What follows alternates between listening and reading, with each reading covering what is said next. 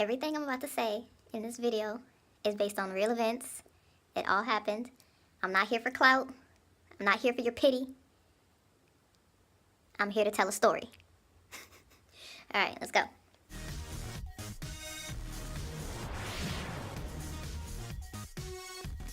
Hi guys, it's Tachi, and in today's video I'm gonna be sharing with you guys a story.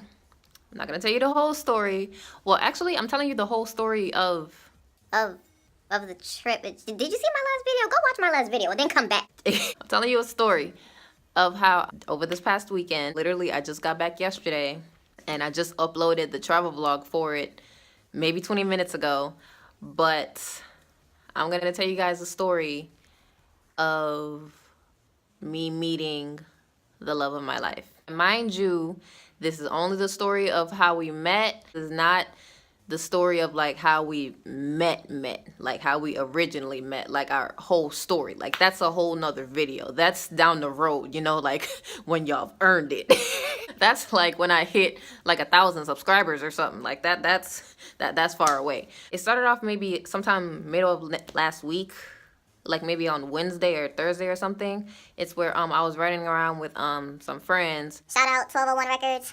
Shout out Sam Shot Studios. Just shout outs everywhere. Shout out. I was joking around and I threw out the idea, hey, y'all want to take a trip to Nashville? Like, I'll pay for gas if y'all pay for a room for yourselves. So I guess that idea was like kind of like marinating in their head a little bit, or at least in Tammy's head, it was marinating in hers for a second. And she knows, they both know how I feel about my loves, because like they were both there for like one of the biggest moments in our relationship. Like she convinced them and they were all down, you know? So when they told me that we were going, you know, I got excited. And when I get excited, I can't hold news to myself, okay? If I probably would have just like kept it to myself and just made it a surprise, it would have like avoided half of what happened. But it's okay, because you know everything happens for a reason. The Lord has a plan. You can't question his plan. You just gotta live it, okay? That's basically how this goes, okay? It's called life. I told her that I was coming. We were both very, very, very excited. Like, need I mind you, we hadn't met. We hadn't met up until that point. So we were both getting very, very excited, you know, because I booked a room, 2 days in Nashville. Really fucking excited, and so was she. I'm pretty sure she was probably more excited than me, which I didn't think could be possible. I was so excited. So Friday came. I got a phone call from a friend, and he was telling me like he's gonna get an oil change, and then he'll hit me up after all of this and that, you know. We hung up, whoop de whoop. I told him I was gonna take a shower, just hit me back up. I get all cute and stuff. I did my edges, y'all. I did my edges for this expedition. Lord, I did my edges. Well, time went by, a couple hours, no phone call. Hit 7 o'clock and no phone call. So it's like I called her, and at first I was kind of just telling her like that they weren't answering and that they were, you know, they were just next door and I didn't know what was going on. After I found out that like we like that they weren't gonna be able to take me, I told her, and it really, I really still think that it affected her, and I'm really still like 60% sure that that's the reason why what happened to her that night happened. Like, not to say anything bad happened, but like something happened, you know. I got a call around before I got the call, it's like before she even disappeared, before she even stopped texting, we were texting, and I was trying to make her feel better. It's like at first I was trying to just get her to go to the hotel room, because it's like I had already got it and I didn't want it to go to waste. But then came to find out my mother had my last check for my last job, and that's how I was gonna pay the last 50 of that room. Sorry, the AC came on and it scared me. Yeah. So if she would have checked in, it would have pulled money from my account, and it wouldn't have been enough, and it would have went into the negative. So again, that's just more disappointment.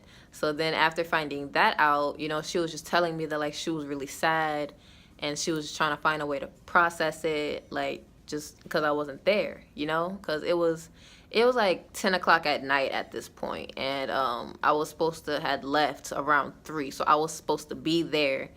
We were supposed to be in our room. I was supposed to be doing her hair type shit, you know what I mean? So it's like she was just having trouble with just like real, like, me not being there, and I was sad too. It's like my duck ass, excuse my French, my big head self, I got high and got drunk and then went to sleep, because you know that's how I deal with my emotions. I'm not the best at dealing with my emotions, but that's how I deal with it. It works, okay? I'll find a better way eventually, but right now it works. All right, it works. It's gonna be a long video. So I got a call around 2. I answered the call, and I saw that I had a couple of missed messages, and the messages were like, I don't think I'll be able to talk to you for a while. You know, she sent me a picture of her wrist with a hospital band on it, and I'm just sitting here like what's going on? And it come to find out that like she had like, I don't feel comfortable saying like what she said happened to her. It's nothing bad. It's just like, I don't know. I don't like telling people's business, okay?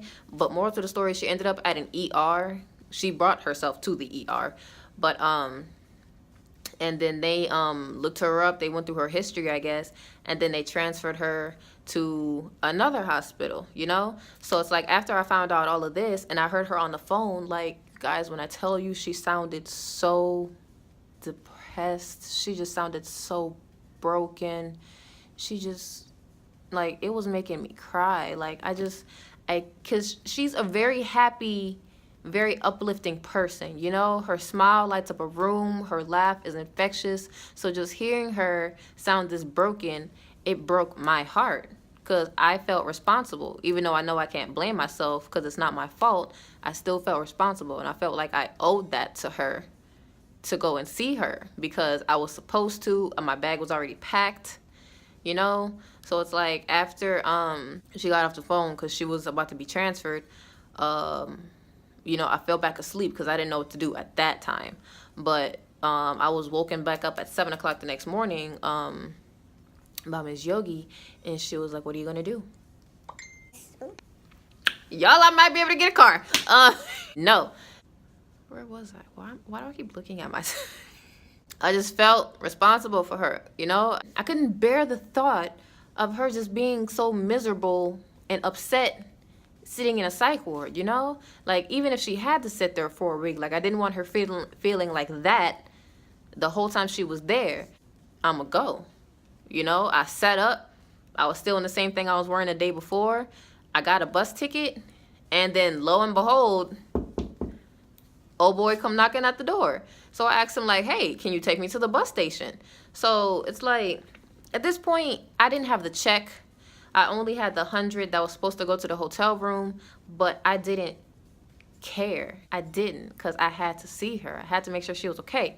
So, you know, I get the bus ticket, it's $30, and then I go to the bus station, I get on the bus, and then when I tell y'all, I was not thinking about food, was not thinking about anywhere to stay, nowhere. I ain't have no money for no hotel room. At one point, I thought I was gonna be stuck, because I thought I wasn't gonna have enough to get back. We talked on the phone a little bit, and while I was on the bus, and she was really trying to convince me like not to come at first until she found out I was on the bus, because she didn't want me to see her like that. She calling herself a monster, and I'm just sitting here like, babe, you're not a monster. You're a person and you have emotions. It's okay. Like, I'm coming. You need me. That's that. Like, that's the end of it. I got off the bus in Murfreesboro, Tennessee, and that's where the hospital is. So I got a lift over to the hospital, and it was like 1:45 p.m. when I got there, but I wasn't aware. I don't know if she was aware, but I needed a passcode to see her. None of that even matters, because her visiting hour wasn't until the next day on Sunday at 6 p.m. But they didn't tell me that, and they ain't tell her that. Nita, mind you, the whole time, she knows I'm there. They're sitting here telling her, like, hey, you need to do this, you need to do this, so that she can do this, and she can come see you do this. But it's like, by the end of it, her psychiatrist told her, like, hey, you gotta wait until your visiting hour. But me, in the lobby, I'm not being told anything, because I ain't got no fucking code. I'm just waiting. Hours and hours, I'm just waiting. I get a call at 4. We talked for a little bit. I asked her what's her passcode, because we're still under the impression that we're going to be able to see each other. And she asked the nurse. Nurse gave her a wrong number. So I was really mad because I gave it to the lady. I was so happy that I finally had it, and it was the wrong fucking code. I had to wait some more, basically. But the next call I got was at 6, and that's when I found out that you know, I was gonna basically have to wait. So I was just sitting in the lobby, and her social worker was telling me, like, at the end of the day, you know, it's up to the therapist. So I could either get back on a Greyhound, or I could get a hotel room.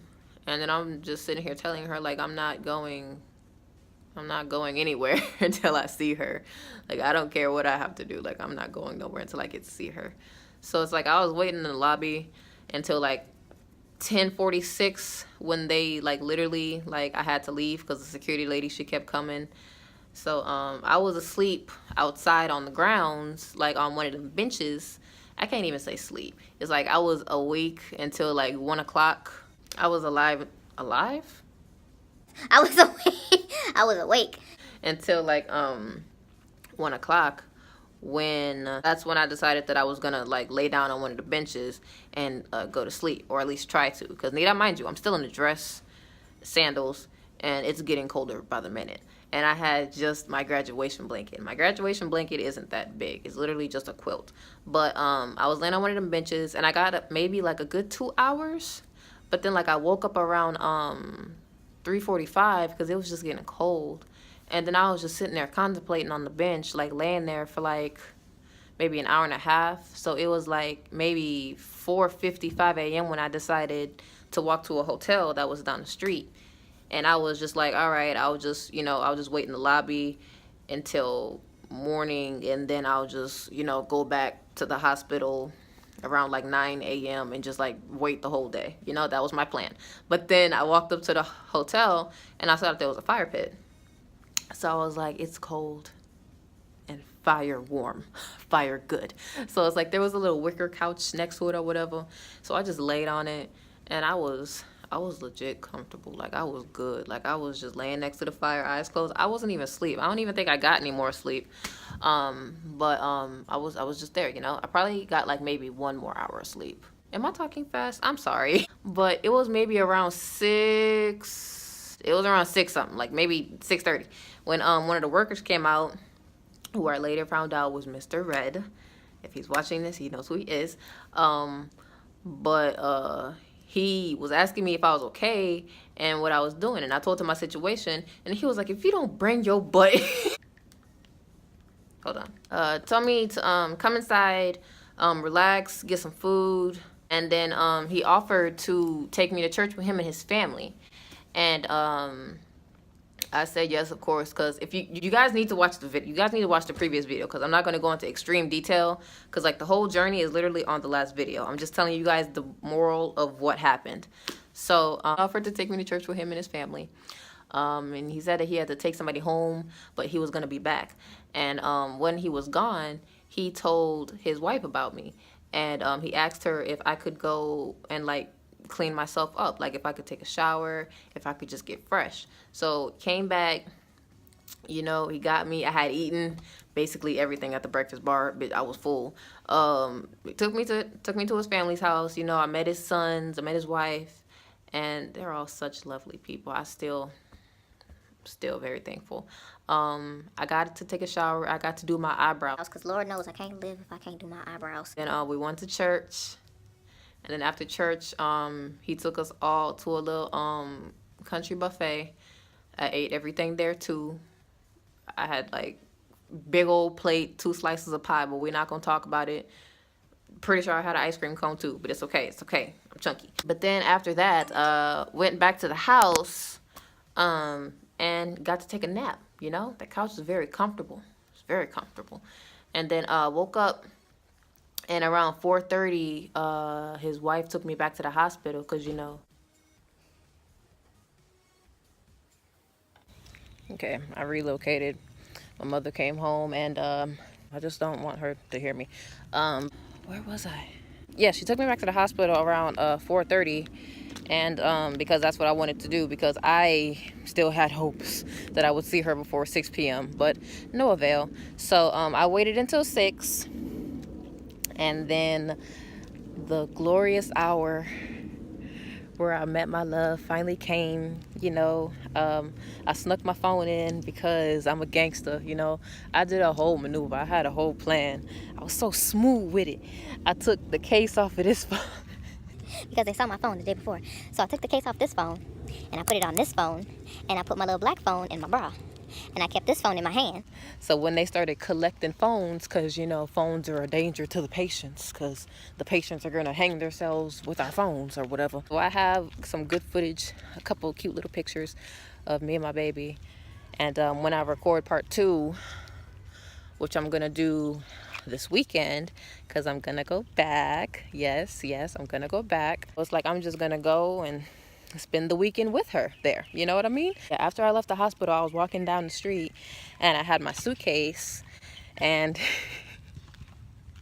that's a thumbnail right there, because that's cute.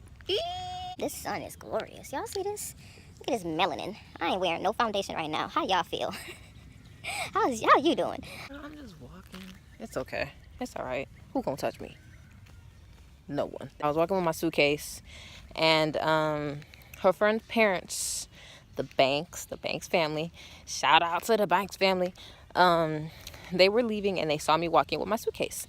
So they picked me up and asked me where I was going. They said it didn't feel right just leaving me there, because at first I had just asked them to take me back to the hotel where I was chilling the morning before.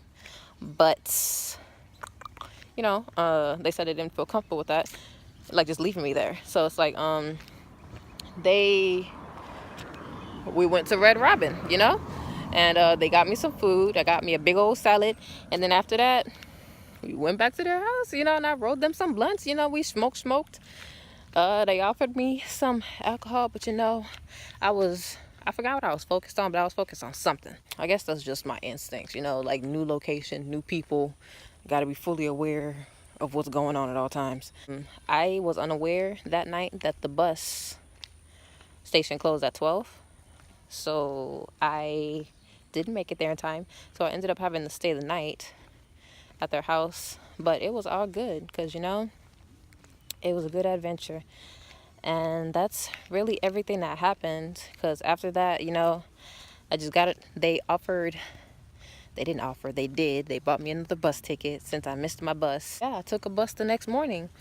And that's basically it. I really think that Everything that we went through was meant to happen. I really think it was meant to happen, because that's a part of her that she's really been trying to hide from me, that she's really been trying to keep to herself.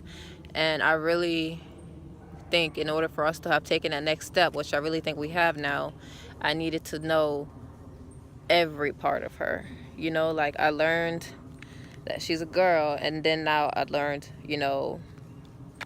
about some of her history, and I think that's beautiful, because when you love somebody, you got to accept them for all, for good and bad. And I really believe through positivity, hard work, and patience, anybody can accomplish anything, because I was sleeping outside, bitch, but I was staying positive the whole time. And look what happened. I got blessings on blessings on blessings. You just got to learn that just because it seems dark doesn't mean that you won't see a brighter day. I probably should have put on pants, but it's okay.